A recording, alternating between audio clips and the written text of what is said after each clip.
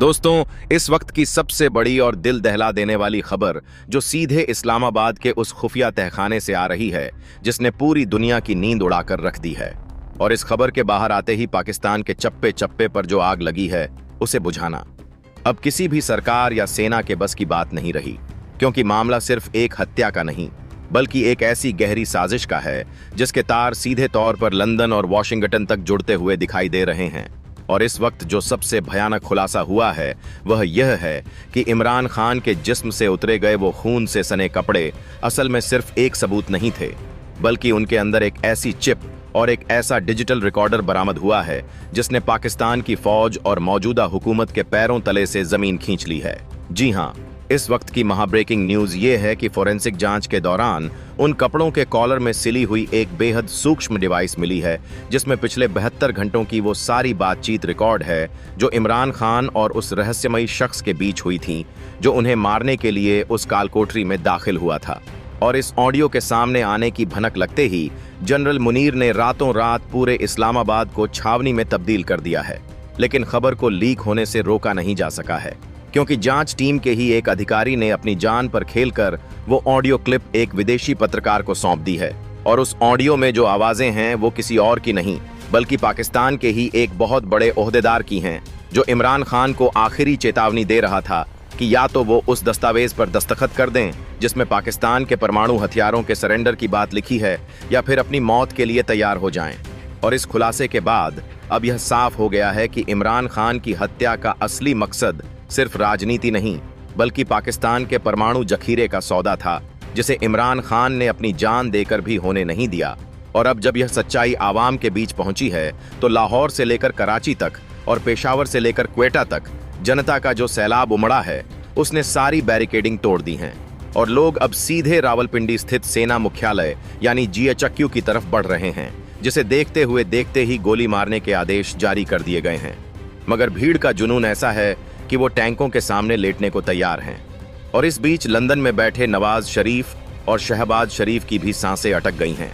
क्योंकि उस ऑडियो में एक तीसरी आवाज भी सुनाई दे रही है जो वीडियो कॉन्फ्रेंसिंग के जरिए उस कमरे में मौजूद थी। और वो आवाज हूबहू शहबाज शरीफ से मिलती जुलती बताई जा रही है, जिसके बाद अब इंटरपोल के जरिए उनकी गिरफ्तारी की मांग भी उठने लगी है। और लंदन में उनके घर के बाहर हजारों प्रवासी पाकिस्तानियों ने डेरा डाल दिया है, जिससे उनका घर से निकलना भी मुहाल हो गया है। लेकिन कहानी यहीं खत्म नहीं होती, क्योंकि इस वक्त एक और बड़ा बम फूटा है। और वो ये है कि जिस सीक्रेट टनल या सुरंग का जिक्र हमने पहले किया था, वो सुरंग सिर्फ एक जेल से दूसरी जेल तक नहीं जाती, बल्कि उसका नक्शा जब सामने आया तो पता चला कि वो सुरंग सीधे उस एयरबेस की तरफ जाती है जहां से अमेरिकी विमानों की आवाजाही होती रही है। और इसका सीधा मतलब यह निकाला जा रहा है कि इमरान खान को मारने के बाद उनकी लाश को गायब करने का पूरा प्लान तैयार था, ताकि दुनिया को यही बताया जा सके कि वो जेल से फरार हो गए हैं और किसी अज्ञात स्थान पर छिपे हैं। लेकिन कुदरत को कुछ और ही मंजूर था और वो खून से सने कपड़े गलती से पीछे छूट गए, या शायद किसी वफादार ने जानबूझकर वहां छोड़ दिए ताकि दुनिया को सच्चाई पता चल सके। और अब उस सुरंग के अंदर से कुछ ऐसे दस्तावेज भी मिले हैं जो जले हुए हैं, लेकिन फॉरेंसिक एक्सपर्ट्स ने उन्हें रिकवर करने की कोशिश की है, जिनमें चीन और पाकिस्तान के बीच हुए कुछ गुप्त समझौतों का जिक्र है, जिन्हें रद्द करने का दबाव इमरान खान पर डाला जा रहा था। और अब चीन ने भी इस पूरे मामले पर अपनी पैनी नजर गड़ा दी है और चीनी विदेश मंत्रालय ने एक सख्त बयान जारी करते हुए कहा है कि अगर पाकिस्तान में उनके प्रोजेक्ट्स या उनके हितों के साथ कोई खिलवाड़ हुआ तो वो चुप नहीं बैठेंगे। जिससे अब पाकिस्तान दो महाशक्तियों के बीच पिसता हुआ नजर आ रहा है। और इस सब के बीच भारतीय सीमा पर भी हलचल तेज हो गई है, क्योंकि पाकिस्तान के अंदरूनी हालात को देखते हुए सीमा पार से घुसपैठ की कोशिशें बढ़ सकती हैं, जिसे देखते हुए भारतीय सेना ने भी हाई अलर्ट घोषित कर दिया है और रडार सिस्टम को पूरी तरह से सक्रिय कर दिया गया है ताकि किसी भी हिमाकत का जवाब दिया जा सके। मगर असली खेल तो अब शुरू हुआ है, क्योंकि इमरान खान की पार्टी PTI ने अब एक ऐसा अल्टीमेटम दे दिया है जिसके बाद अगले 24 घंटे पाकिस्तान के इतिहास के सबसे भारी और खूनी 24 घंटे साबित होने वाले हैं, क्योंकि पार्टी ने ऐलान किया है कि अगर अगले 12 घंटों के अंदर इमरान खान का शव या उनकी सही सलामत होने का सबूत पेश नहीं किया गया तो वो पूरे पाकिस्तान में चक्का जाम कर देंगे और सभी सरकारी इमारतों पर कब्जा कर लेंगे और इस ऐलान के बाद पुलिस और रेंजर्स के जवानों ने भी वर्दी उतारकर जनता का साथ देने का मन बना लिया है। ऐसी खबरें कई जगहों से आ रही हैं जो कि जनरल मुनीर के लिए सबसे बड़ी खतरे की घंटी है, क्योंकि अगर फौज के निचले स्तर पर बगावत हो गई तो फिर किसी भी जनरल का आदेश नहीं चलेगा। और यही डर अब पाकिस्तान के सत्ता के गलियारों में सन्नाटा फैला रहा है। और इसी डर की वजह से कई मंत्री और बड़े नेता भूमिगत हो गए हैं और अपने फोन बंद कर लिए हैं ताकि कोई उनसे संपर्क ना कर सके और वो किसी भी तरह इस आग की लपटों से बच सकें। लेकिन जनता अब किसी को छोड़ने के मूड में नहीं है। सोशल मीडिया पर एक मुहिम चल पड़ी है जिसमें उन सभी अधिकारियों और नेताओं की लिस्ट शेयर की जा रही है जो इस साजिश में शामिल हो सकते हैं, और उनके घरों के पते भी सार्वजनिक किए जा रहे हैं, जिससे स्थिति पूरी तरह से नियंत्रण से बाहर होती जा रही है। और अब तो यह भी खबर आ रही है कि खैबर पख्तूनख्वा प्रांत ने तो खुद को एक तरह से अलग घोषित करने की तैयारी कर ली है और वहां के मुख्यमंत्री ने साफ कह दिया है कि वो इस अवैध केंद्र सरकार का कोई भी आदेश नहीं मानेंगे। और अपनी पुलिस को उन्होंने आदेश दिया है कि अगर संघीय बल वहां घुसने की कोशिश करें तो उनका मुकाबला किया जाए, जिसका मतलब साफ है कि पाकिस्तान अब एक गृहयुद्ध की तरफ नहीं बल्कि गृहयुद्ध में कूद चुका है और अब बस औपचारिक ऐलान होना बाकी है। क्योंकि जब एक प्रांत की पुलिस दूसरे प्रांत की पुलिस या सेना के सामने बंदूक तान ले तो उसे गृह युद्ध के अलावा और क्या कहा जा सकता है। और इस अराजकता के बीच अर्थव्यवस्था की तो बात करना ही बेमानी है, क्योंकि डॉलर अब 400 के पार जा चुका है और पेट्रोल पंपों पर तेल खत्म हो चुका है और लोग राशन की दुकानों को लूट रहे हैं, जिससे एक भयावह मानवीय संकट भी पैदा हो गया है। और अस्पतालों में दवाइयां नहीं हैं और डॉक्टर भी अब सुरक्षा के डर से काम पर नहीं आ रहे हैं, जिससे घायलों का इलाज भी मुश्किल हो गया है। और सड़कों पर पड़े हुए लोग मदद के लिए पुकार रहे हैं, लेकिन कोई सुनने वाला नहीं है, क्योंकि हर कोई अपनी जान बचाने की फिक्र में लगा हुआ है। और इस तबाही के मंजर के बीच एक सवाल जो सबके मन में गूंज रहा है कि आखिर इमरान खान की पत्नी बुशरा बीवी कहाँ हैं, क्योंकि पिछले 48 घंटों से उनकी भी कोई खबर नहीं आई है। और सूत्रों का कहना है कि उन्हें भी किसी अज्ञात स्थान पर ले जाया गया है ताकि वो मुंह न खोल सकें, क्योंकि उनके पास भी कुछ ऐसे राज हो सकते हैं जो इस सरकार को और ज्यादा मुसीबत में डाल सकते हैं, और शायद इसीलिए उन्हें भी गायब कर दिया गया है। लेकिन अब जनता का सब्र टूट चुका है और वो अब आर या पार की लड़ाई के मूड में हैं, और उन्होंने तय कर लिया है कि जब तक उन्हें इंसाफ नहीं मिलता या सच्चाई सामने नहीं आती वो पीछे नहीं हटने वाले, चाहे इसके लिए उन्हें कितनी भी बड़ी कीमत क्यों ना चुकानी पड़े। और अब देखना यह होगा कि क्या जनरल मुनीर अपनी कुर्सी बचाने के लिए मार्शल लॉ का ऐलान करते हैं या फिर जनता के दबाव के आगे झुकते हुए सच्चाई को स्वीकार करते हैं।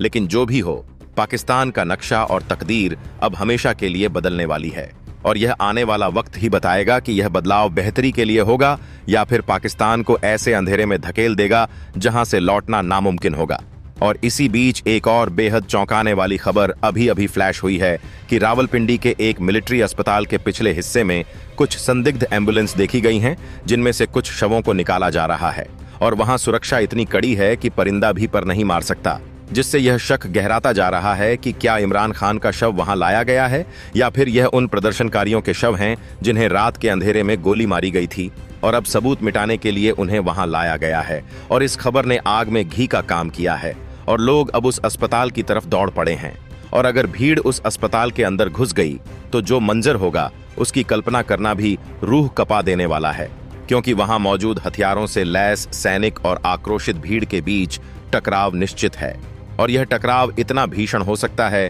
कि इसकी गूंज पूरी दुनिया में सुनाई देगी। और संयुक्त राष्ट्र ने भी अब इस मामले पर अपनी चुप्पी तोड़ते हुए एक आपातकालीन बैठक बुलाने का संकेत दिया है, क्योंकि एक परमाणु संपन्न देश में ऐसी अस्थिरता पूरी दुनिया के लिए खतरा बन सकती है। और इसीलिए अब वैश्विक दबाव भी पाकिस्तान पर बढ़ता जा रहा है कि वो जल्द से जल्द स्थिति को स्पष्ट करे और हिंसा को रोके। मगर जमीनी हालात बता रहे हैं कि अब कमान किसी के हाथ में नहीं है और भीड़ तंत्र हावी हो चुका है, और जिसे जहां मौका मिल रहा है वो अपना गुस्सा निकाल रहा है और सरकारी संपत्तियों को नुकसान पहुंचा रहा है और रेलवे स्टेशनों को आग के हवाले किया जा रहा है, जिससे पूरा यातायात ठप हो चुका है और पाकिस्तान का संपर्क दुनिया से कटने की कगार पर है, क्योंकि इंटरनेट सेवाएं भी लगभग बंद कर दी गई हैं ताकि अफवाहों को रोका जा सके। लेकिन इससे लोगों का गुस्सा और भड़क गया है, क्योंकि उन्हें लग रहा है कि सरकार उनसे कुछ बहुत बड़ा छिपा रही है और वो अंधेरे में रखकर कोई बड़ी चाल चलने वाली है। लेकिन वो यह भूल रहे हैं कि आज के दौर में सूचना को पूरी तरह से रोकना नामुमकिन है,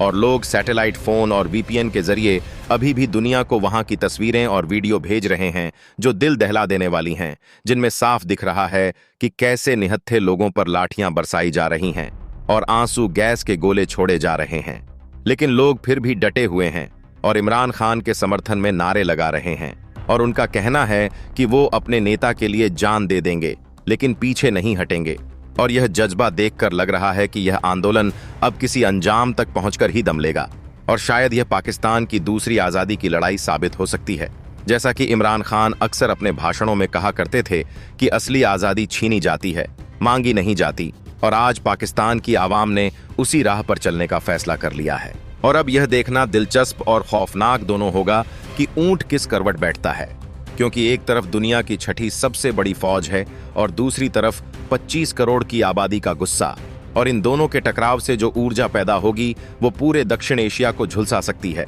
और इसीलिए भारत समेत तमाम पड़ोसी देश भी इस स्थिति पर नजर बनाए हुए हैं और अपनी सुरक्षा व्यवस्था को चाक चौबंद कर रहे हैं, क्योंकि अगर पाकिस्तान टूटता है या वहां अराजकता फैलती है तो उसका असर सीमाओं तक सीमित नहीं रहेगा और शरणार्थियों का संकट भी खड़ा हो सकता है और आतंकियों को भी खुला खेल खेलने का मौका मिल सकता है, जो कि किसी के भी हित में नहीं है। और इसीलिए कूटनीतिक स्तर पर भी बैक चैनल से बातचीत की कोशिशें तेज हो गई हैं ताकि किसी तरह इस मामले को ठंडा किया जा सके और कोई बीच का रास्ता निकाला जा सके। लेकिन इमरान खान के समर्थक अब किसी भी समझौते के मूड में नहीं हैं और उनकी सिर्फ एक ही मांग है कि कातिलों को सजा दी जाए और देश में तुरंत निष्पक्ष चुनाव कराए जाएं। लेकिन मौजूदा हालात में चुनाव तो दूर की कौड़ी नजर आते हैं, क्योंकि जहां जान के लाले पड़े हों वहां वोट डालने कौन जाएगा और कौन चुनाव कराएगा जब चुनाव आयोग का दफ्तर ही जला दिया गया हो। जी हां, अभी अभी खबर आई है कि इस्लामाबाद में चुनाव आयोग के दफ्तर में आग लगा दी गई है और सारे रिकॉर्ड जलकर खाक हो गए हैं, जो कि इस बात का सबूत है कि उपद्रवी तत्व अब हर उस संस्था को निशाना बना रहे हैं जो लोकतंत्र का स्तंभ मानी जाती है। और यह अराजकता अब उस स्तर पर पहुंच गई है जहां से वापसी का रास्ता बहुत संकरा है और अब सिर्फ एक चमत्कार ही पाकिस्तान को इस तबाही से बचा सकता है। वरना इतिहास गवाह है कि जब जब जनता और फौज आमने सामने आए हैं तब तब खून की नदियां बही हैं और नक्शे बदले हैं, और आज पाकिस्तान उसी दोराहे पर खड़ा है और अगले कुछ घंटे तय करेंगे कि उसका भविष्य क्या होगा और क्या वो एक राष्ट्र के रूप में एकजुट रह पाएगा या फिर बिखर जाएगा। और यह सवाल हर किसी को परेशान कर रहा है, लेकिन इसका जवाब अभी भविष्य के गर्भ में छिपा है और हम पल पल की खबर आप तक पहुंचाते रहेंगे। इसलिए अपनी नजरें बनाए रखिए और इस महाकवरेज के साथ जुड़े रहिए, क्योंकि जो कुछ अब होने वाला है वो आपने ना कभी देखा होगा और ना सुना होगा, क्योंकि यह एक देश के टूटने की लाइव दास्तान है जो हमारी आंखों के सामने घट रही है और जिसका अंत क्या होगा यह कोई नहीं जानता सिवाय उस ऊपर वाले के। लेकिन इतना तय है कि जो भी होगा वो बहुत भयानक होगा और दुनिया इसे लंबे समय तक याद रखेगी। इसी बीच सरहद पार से एक और ऐसी खबर आ रही है जिसने भारतीय खुफिया एजेंसियों के भी कान खड़े कर दिए हैं, क्योंकि सैटेलाइट तस्वीरों में कुछ ऐसी गतिविधियां कैद हुई हैं जो सामान्य नहीं हैं और बताया जा रहा है कि पाकिस्तान ने अपने कुछ खास परमाणु ठिकानों के आसपास हलचल तेज कर दी है, जिसे देखते हुए यह आशंका जताई जा रही है कि जनरल मुनीर अपनी गिरती हुई साख और हाथ से फिसलती सत्ता को बचाने के लिए आखिरी पत्ता भी खेल सकते हैं, जिसे सुसाइड ऑप्शन कहा जाता है। और यही वजह है कि वॉशिंगटन से लेकर मॉस्को तक हॉटलाइन खड़खड़ाने लगी हैं और दुनिया भर के रक्षा विशेषज्ञ यह मान रहे हैं कि पाकिस्तान का यह आंतरिक कलह अब सिर्फ एक गृह युद्ध नहीं रहा, बल्कि एक न्यूक्लियर फ्लैश पॉइंट बन चुका है, जहां एक छोटी सी गलती भी महाविनाश का कारण बन सकती है। और इसी खतरे को भांपते हुए कई देशों ने अपने नागरिकों को तत्काल पाकिस्तान छोड़ने की एडवाइजरी जारी कर दी है, जिसके बाद इस्लामाबाद एयरपोर्ट पर अफरा तफरी का माहौल है, जहां लोग देश छोड़ने के लिए एक दूसरे को कुचलने पर आमादा हैं। मगर फ्लाइट्स रद्द होने की वजह से वहां हजारों लोगों की भीड़ जमा है जो अब गुस्से में एयरपोर्ट के रनवे पर कब्जा करने की कोशिश कर रही है। हालात तब और भी ज्यादा बेकाबू हो गए जब कुछ देर पहले ही लाहौर कोर कमांडर के घर से धुआं उठते हुए देखा गया और चश्मदीदों का दावा है कि वहां तैनात गार्ड्स ने ही अपने कमांडर के खिलाफ बगावत कर दी है और उन्हें घर के अंदर ही नजरबंद कर लिया है, जो कि पाकिस्तान के इतिहास में पहली बार हो रहा है, जब फौज की वर्दी पहने जवान ही अपने जनरलों के खिलाफ खड़े हो गए हैं और इमरान खान जिंदाबाद के नारे लगा रहे हैं। और यह चिंगारी अब बाकी छावनियों में भी फैलती जा रही है। जिससे जनरल मुनीर का वो भ्रम टूट गया है कि पूरी फौज उनके साथ खड़ी है। और सूत्रों के हवाले से तो यहां तक खबर आ रही है कि कुछ वरिष्ठ सैन्य अधिकारियों ने जनरल मुनीर के आदेश मानने से साफ इनकार कर दिया है और उन्होंने एक गुप्त बैठक बुलाई है, जिसमें यह फैसला लिया जा सकता है कि मुनीर को जबरन पद से हटाकर कमान किसी और को सौंपी जाए ताकि देश को टूटने से बचाया जा सके। लेकिन मुनीर इतनी आसानी से हार मानने वालों में से नहीं है। दोस्तों, इस पर अपनी राय कमेंट बॉक्स में जरूर बताएं। इसी तरह की और भी नॉलेजेबल वीडियो देखने के लिए हमारे चैनल TND न्यूज को सब्सक्राइब जरूर कीजिएगा। धन्यवाद।